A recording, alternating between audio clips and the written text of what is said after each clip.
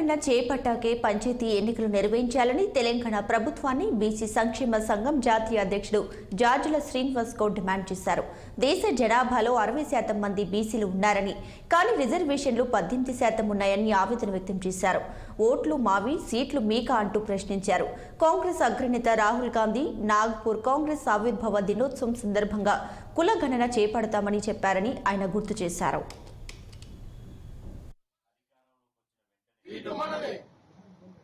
తెలంగాణ రాష్ట్రంలో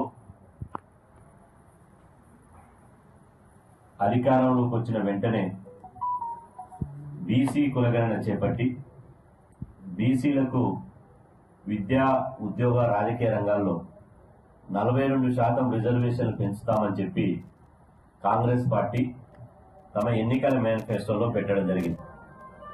ఎన్నికల మేనిఫెస్టోలో పేర్కొన్నట్టుగానే ఎన్నికల ప్రచారంలో కూడా కాంగ్రెస్ అగ్రనేత రాహుల్ గాంధీ గారు వరంగల్లో జరిగినటువంటి సభలో దేశంలో ఎన్నికలు జరిగి మేము అధికారంలోకి వచ్చిన తర్వాత కులగణన చేపడతాం, ఆ లోపు తెలంగాణ రాష్ట్రంలో మేము అధికారంలోకి వచ్చినటువంటి వెంటనే తెలంగాణ రాష్ట్రంలో కూడా బీసీ కులగణన చేపట్టి బీసీ రిజర్వేషన్ను 42% పెంచుతామని చెప్పి రాహుల్ గాంధీ గారు స్పష్టంగా హామీ ఇవ్వడం జరిగింది.